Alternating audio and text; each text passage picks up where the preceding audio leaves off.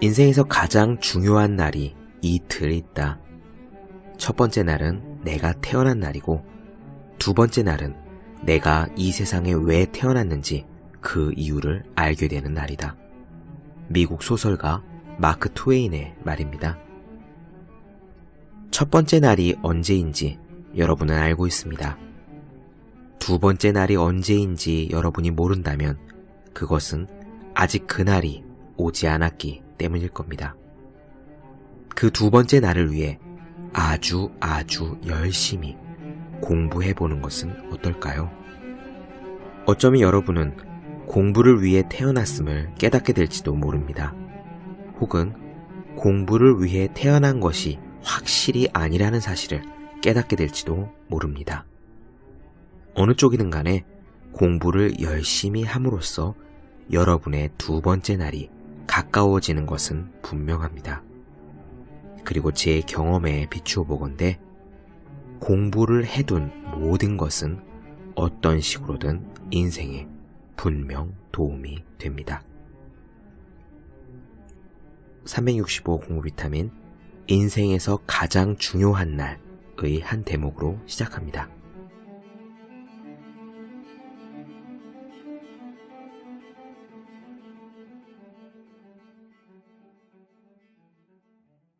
네, 안녕하세요. 본격 공부자극 팟캐스트 서울대는 어떻게 공부하는가 한지우입니다. 저희는 지난 시간에 티베트의 즐거운 지혜에 나오는 욘게이 민규르 린포체님의 이야기를 나눠드린 바 있습니다. 걱정이 너무 많아서, 일상에 불안한 것들이 너무 많아서 스트레스를 받는 분에게 도움이 될 만한 이야기를 찾다가 욘게이 민규르 린포체님의 말씀을 전해드렸었죠. 린포체는 우리들에게 이렇게 조언했습니다. 우리 마음이 어떤 문제가 있을 때요, 그 문제를 제거하기 위해 애쓸 것이 아니라 사실은 그 문제가 크면 클수록 우리 마음속에 커다란 힘을 가지고 있다는 사실에 대한 증거라고 생각을 하고, 문제를 자꾸 밀쳐내는 대신 문제가 적극적으로 우리에게 다가와서 우리에게 힘이 될 수 있도록 그렇게 바라보고 기도하고 적극적으로 마음을 내라고 그렇게 조언을 했습니다. 이를테면 이런 경우에요, 많은 사람들 앞에서 PT 발표를 해야 될 때 누구나 연단에 올라가기 전에 많은 불안, 초조, 두려움에 휩싸이게 됩니다. 그럴 때 큰일 났다, 이 두려움을 어떡하지, 두려움은 안 되는데, 두려움이 없어져야 되는데 라고 불안해할 것이 아니라, 이 두려움이 큰 만큼 내가 무언가를 잘 해내고 싶다는 마음의 의지가 큰 거구나 라고 자각을 하고요, 두려움에게 두려움아 나에게 힘을 주렴, 내가 이 발표를 잘 마칠 수 있게 내가 나에게 힘이 되어주렴 하고 그 마음의 문제를 적극적으로 초대해서 내 편으로 만드는 연습을 하라고, 그런 이야기였습니다. 오늘은 지난 시간에 이어서 역시 걱정과 불안함이 많은 분들을 위해서 걱정을 떨칠 수 있는 방법, 조언을 한 가지 더 나누어 드려볼까 합니다. 오늘 드릴 말씀은 지난 시간보다 사실 조금 더 알기 쉽고 이해하기 쉬운 그런 일상적인 이야기일 것이라 조심스럽게 예측을 해봐요. 자기계발서의 명실상부한 아버지 격인 분입니다. 데일 카네기, 제가 무척 좋아하고 여러 번 반복해 읽은 책인데요, 데일 카네기의 행복론에 나오는 한 대목을 나눠드리겠습니다. 이 책의 원제가요, How to Stop Worrying, 걱정을 그만두는 법입니다. 책이 쓰인 지 60년이 지났지만 여전히 많은 사람들에게 실질적인 도움을 주고 있고, 저 역시 이 책으로부터 많은 구체적인 도움을 얻은 사람입니다. 이 중에서 가장 확실하게 도움이 될 수 있다고 생각되는 에피소드를 지금 나누어 드리겠습니다. 바로 시작할게요.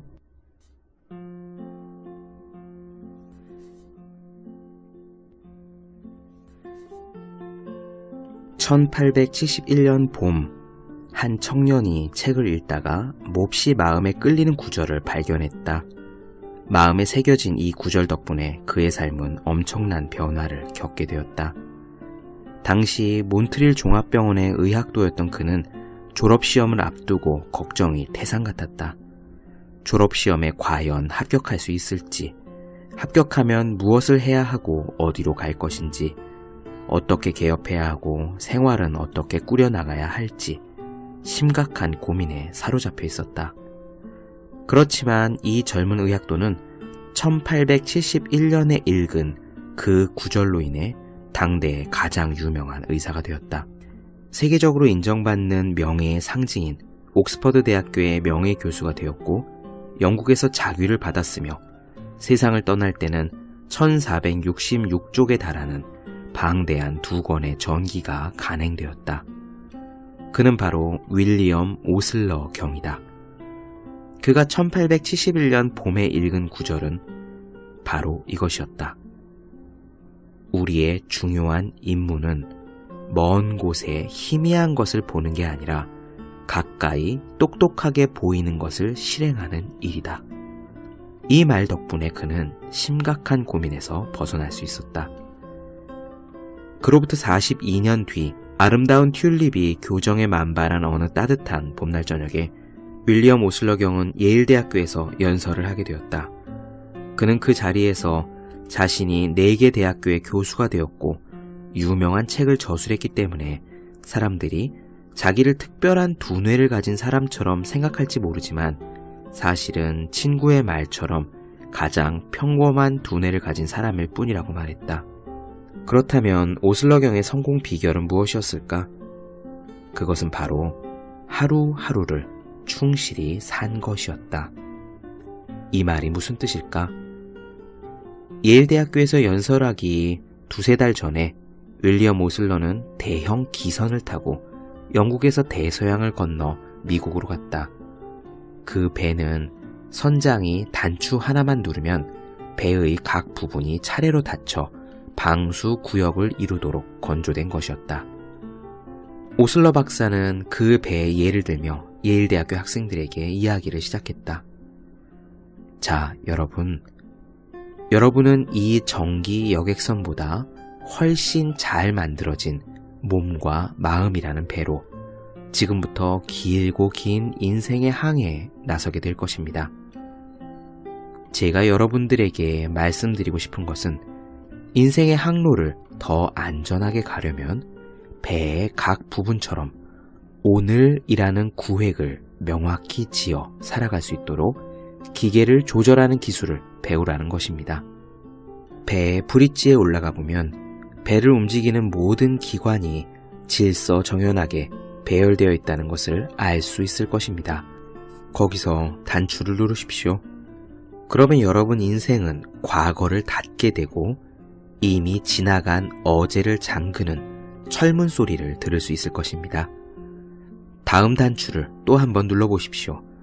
그러면 그 단추는 모든 기계를 작동시켜 미래, 즉 아직도 우리 눈앞에 나타나지 않는 내일이라는 커튼을 닫게 될 것입니다. 그렇게 해야만 여러분의 오늘은 안전하게 되는 겁니다. 과거를 닫아버리십시오. 지나간 일들은 과거로 묻어두십시오. 내일과 어제의 짐까지 모두 오늘 지고 가려 한다면 아무리 강한 사람이라도 쓰러지게 됩니다. 미래나 과거를 모두 닫아버리십시오. 미래란 바로 오늘입니다. 내일이 아닙니다. 정력의 낭비나 정신적 고뇌, 그리고 범민은 미래의 일에 이리저리 얽매이는 사람에게 붙어 다니게 마련입니다. 앞뒤의 문을 꽉 닫고 오늘을 위해서만 충실히 생활하는 습관을 지니도록 하십시오. 그렇다고 오슬러 박사가 내일을 대비해서 아무런 준비를 하지 않아도 좋다고 말하는 것일까? 아니다. 결코 그렇지 않다. 그는 내일을 위한 좋은 준비 방법이란 오늘 일을 오늘 하기 위해 모든 지성과 열정을 집중하는 것이라고 말했다. 그것이야말로 내일을 준비하는 유일한 방법이다. 옛날에 한 가난한 철학자가 돌이 많은 지방에 황무지를 거닐고 있었다. 그곳은 살기가 무척 힘들었다. 어느 날 군중이 그의 강론을 듣고자 언덕 위에 모여들었다. 거기서 그는 역사상 가장 많이 인용되어 온 다음과 같은 교훈을 역설했다. 내일의 일을 걱정하지 말라. 내일의 일은 내일 생각하라. 하루의 노고는 오늘 하루로 족하다. 많은 사람들이 예수님의 이 말씀을 실행 가능성이 없는 한낱 이상론에 지나지 않는다고 거부하며 이런 식으로 말한다. 내일 일을 생각하지 말라니요. 가족을 보호하기 위해 보험에 들어야 하고 노후를 대비해서 저축해야 하고 출세를 위해 미리미리 계획을 세우고 준비하지 않으면 안 됩니다. 물론 그렇게 해야만 한다. 지금으로부터 300여 년 전 나온 성서에 쓰인 생각이라는 단어는 때때로 근심이라는 단어와 의미가 같았다. 요즘 쓰이는 성서에는 내일 일을 근심하지 말라라고 되어 있다. 확실히 내일 일을 주의 깊게 생각하고 준비하며 계획해야 하지만 불안해해서는 안 된다. 유럽 전선에 종군 중이던 한 청년이 이와 똑같은 교훈을 깨달았다. 그는 메릴랜드 주의 볼티모어 출신인 테드 벤거미노인데 전쟁으로 인해 심한 피로에 시달리고 있었다. 그는 다음과 같이 기록했다. 1945년 4월 나는 극심한 고뇌 끝에 경련성 횡행결장이라는 병에 걸리고 말았다. 만일 그때 전쟁이 끝나지 않았더라면 완전히 폐인이 되었을 것이다. 나는 극도로 피로해 있었다. 94 보병 사단에 소속된 전사병 기록계 하사관으로서 전사자와 행방불명된 사람, 병원 후송자들 명단을 기록하는 것이 나의 임무였다. 또 적군이건 아군이건 간에 전투 중에 서둘러 대강대강 묻어버린 병사들의 시체를 파내는 일을 도와야만 했다. 죽은 병사들이 남기고 간 물품들을 간추려서 부모나 친척에게 보내주는 일도 맡았다. 그런 일을 하면서 나는 유품이 바뀌는 착오를 저지르지 않을까 항상 걱정했고 내가 이런 일을 견뎌낼 수 있을까 하고 근심했다. 살아 돌아가서 아직 보지도 못한 생후 16개월 된 내 아이를 안아볼 수 있을지도 걱정했다. 걱정과 근심이 너무 지나쳐 체중이 약 15kg이나 빠지면서 급기야 반미치광이가 되었다. 내 손을 쳐다봤다. 손은 거의 뼈만 앙상했다. 쇠약해진 몸을 이끌고 집으로 갈 것을 생각하니 끔찍했다. 어린애같이 흐느껴 울기도 했다. 마음이 약해져서 혼자 있을 때면 눈물이 저절로 쏟아졌다. 다시 정상적인 사람의 상태로 돌아가리라고는 도저히 생각할 수 없을 정도였다. 그러나 이 같은 나의 엄청난 불안감은 군 진료소에서 사라져버렸다. 한 군의관의 말이 내 인생의 새로운 전기가 된 것이다. 그는 나를 자세히 진찰하더니 내 병이 정신적인 것이라고 단정 지으면서 이렇게 말했다. 테드 군, 자네의 일생을 모래시계라고 생각해보게.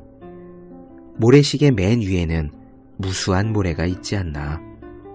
그것이 일정한 간격을 두고 천천히 중앙에 가늘고 긴 홈을 타고 통과하는 것이네. 그러나 한 알 이상을 한꺼번에 통과시키려 한다면 모래시계는 고장나고 말겠지. 우리는 모래시계와 같은 존재라네. 아침에는 그날 해야 할 일이 산더미처럼 쌓였다고 생각하게 되지. 그러나 그것을 한 번에 하나씩 천천히 사이를 두고 해내지 않으면 마치 한꺼번에 통과하려다 막혀버리는 모래시계의 모래처럼 우리의 육체나 정신도 망가지고 말 것이라네. 잊을 수 없는 그날 이후 나는 그 군의관의 철학을 줄곧 실천하고 있다. 한 번에 한 알의 모래, 한 번에 한 가지의 일. 이 충고로 말미암아 전쟁 중에 정신적으로나 육체적으로 구제를 받았고 인쇄 공장에서 홍보부장으로 일하는 지금도 무척 도움이 되고 있다. 지금도 전쟁터와 마찬가지로 언제나 일에 밀려 시간이 없다. 재고품은 품절이 되지 않게 그때그때 채워야 하고 새로운 제품을 정리해야 하고 거래자 명단을 끊임없이 수정해야 하고 지점을 개점하거나 폐쇄하는 등 분주하기 이를 데 없다. 그렇지만 나는 절대로 초조해하지 않는다. 그 군의관이 한 번에 한 알의 모래, 한 번에 한 가지의 일이라고 말한 것을 잊지 않았기 때문이다. 나 자신에게 이 말을 몇 번이고 되풀이함으로써 한때 전쟁터에서 쓰러질 정도로 쇠약하게 만들었던 혼란스러움과 근심 없이 효과적으로 일을 해나가고 있다. 오늘날 현대인의 생활에서 가장 놀라운 사실 중 하나는 누적된 과거와 불안한 미래의 무거운 짐에 짓눌려 정신적으로 어려움을 겪는 사람들이 병원 침상의 절반을 차지하고 있다는 것이다. 이들 모두가 예수님의 내일 일을 걱정하지 말라라는 말이나 오슬러 박사의 오늘을 살아라 라는 말에 귀를 기울인다면 틀림없이 행복하고 유익하게 생활할 수 있을 것이다. 우리는 지금 두 영원이 서로 만나는 순간에 서 있다. 즉, 영원을 지속시켜온 방대한 과거와 이미 기록된 시간의 최후까지 돌진하는 미래 사이에 있는 것이다. 우리는 이러한 영원의 어느 쪽에서도 살 수가 없다. 한순간도 살 수 없는 것이다. 그렇게 하려다가는 육체나 정신 모두 파괴되고 말겠다. 그러니 우리가 살 수 있는 시간만으로 만족해야 하지 않겠는가? 깨어나서부터 잠들 때까지 말이다.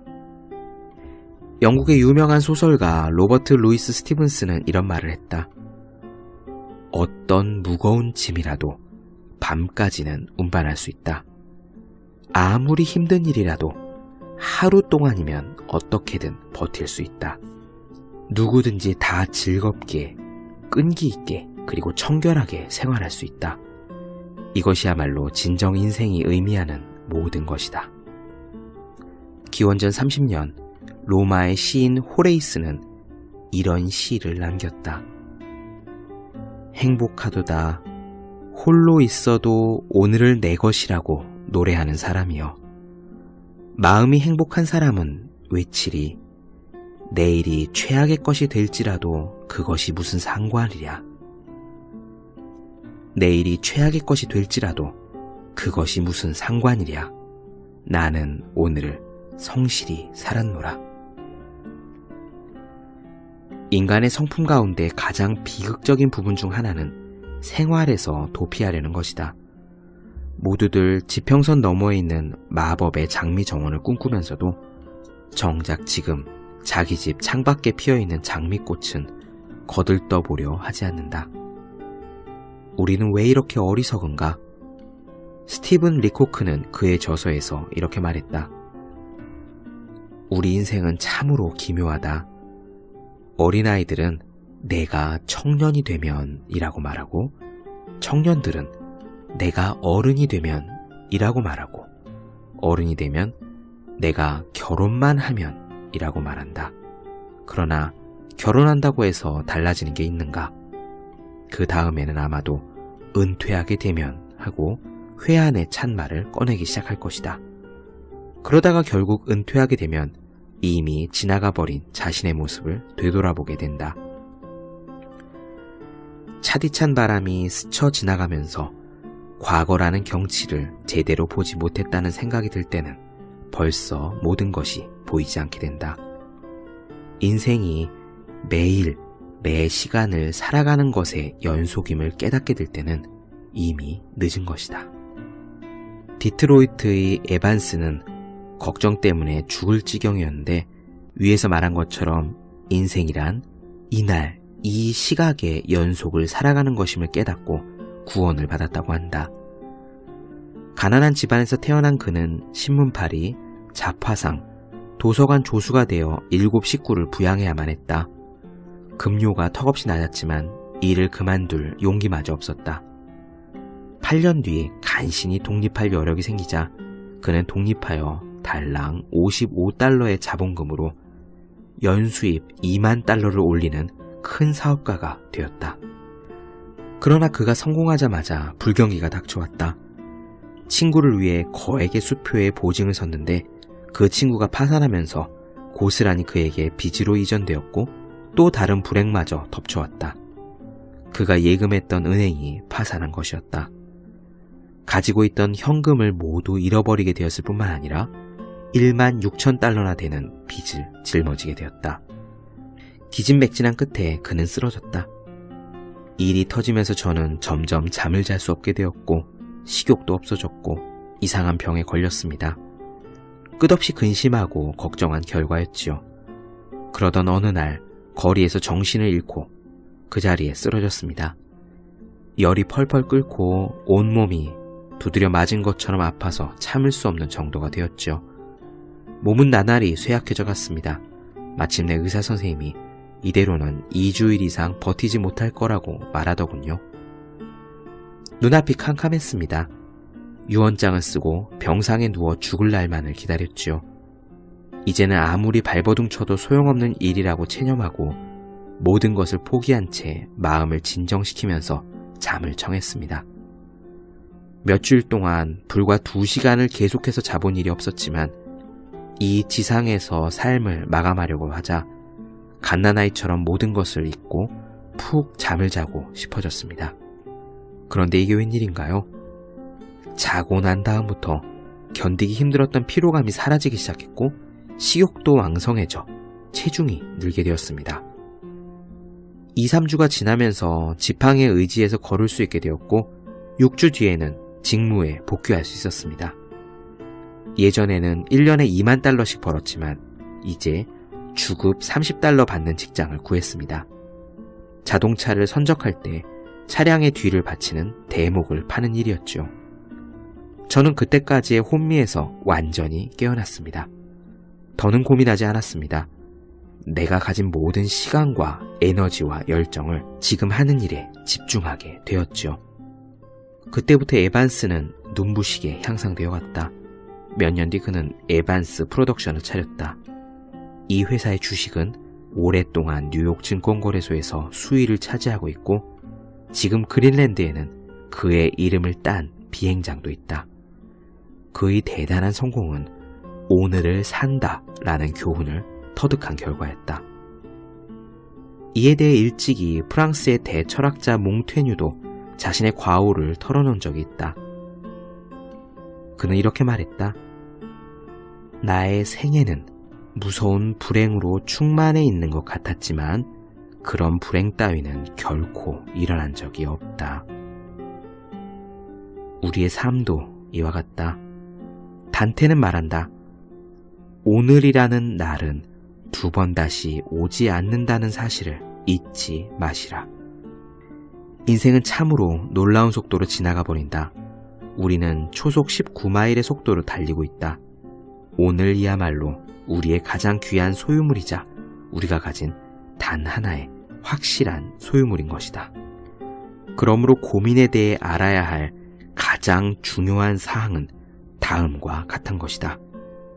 인생에서 걱정을 몰아내고 싶으면 오슬러 박사의 방법을 실행하라.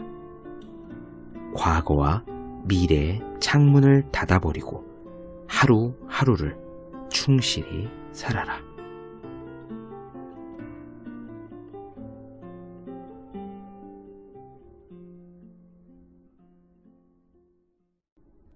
네, 어떻게 들으셨나요?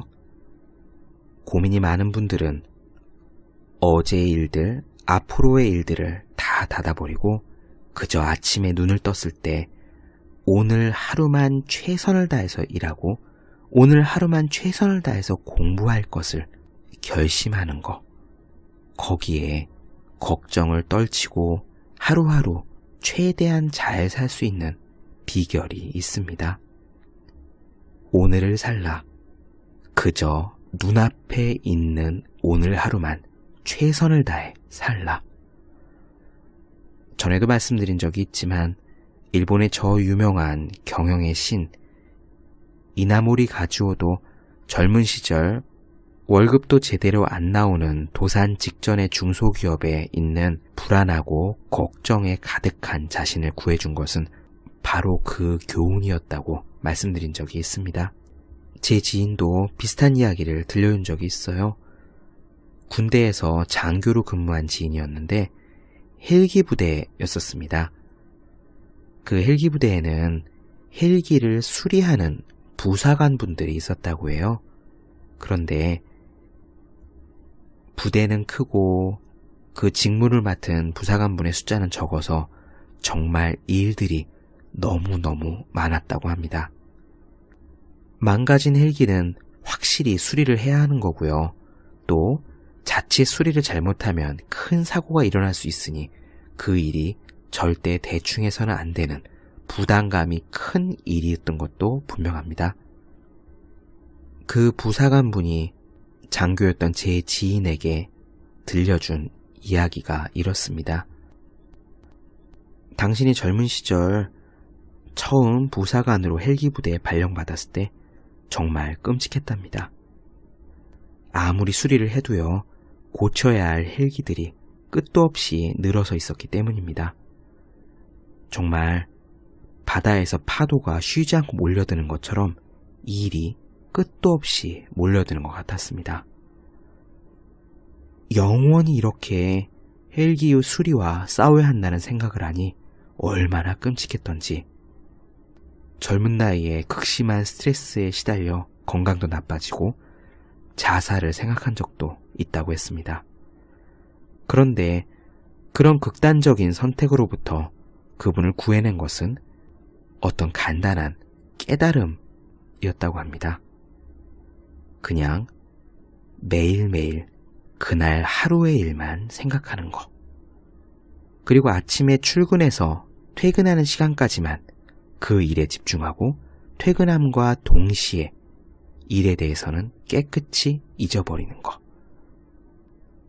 카네기 행복론에 나오는 오슬러 박사의 조언처럼 과거의 문을 닫아버리고 내일의 문도 닫아버리고 그저 오늘은 오늘 해야 할 일에만 집중해야지 라고 결심하게 되자 놀랍게도 그 많은 스트레스들이 씻은 듯이 사라져버렸다고 합니다. 우리는 할 수 있습니다. 아무리 공부할 양이 많아도요, 아무리 일할 것이 많아도, 아무리 쏟아진 프로젝트의 양이 어마무시하더라도 아침에 일어나서 저녁에 퇴근할 때까지, 밤에 도서관에서 나올 때까지 그날 하루라면 어떻게든 열심히 집중해서 공부하고 일할 수 있습니다. 그런 까닭에 우리는 내일의 일을 생각할 필요가 없습니다. 오늘 아침에 눈을 떠서 우리가 할 일은 오늘 하루 해야 할 일, 오늘 하루 공부하고, 오늘 하루 사람을 만나고, 오늘 하루 처리해야 할 일들에 최대한 집중하는 것. 바로 그것뿐입니다. 그리고 그것이 우리가 할 수 있는 최대치이기도 하고요. 일과 공부와 사람 만나는 일로 걱정이 많으신 분들, 카네기 행복론에 나오는 강력한 조언, 오늘 하루만 최선을 다해 살라를 마음속에 새겨보시면 어떨까 생각합니다. 네, 본격 공부자극 팟캐스트 서울대는 어떻게 공부하는가? 오늘은 카네기 행복론에 나오는 걱정을 더하는 방법, 오늘 하루를 살라에 대한 이야기를 나눠보았습니다. 더 많은 이야기가 궁금하신 분들, 질문사항 있으신 분들은 제 네이버 블로그 허생의 즐거운 편지를 찾아주시기 바랍니다.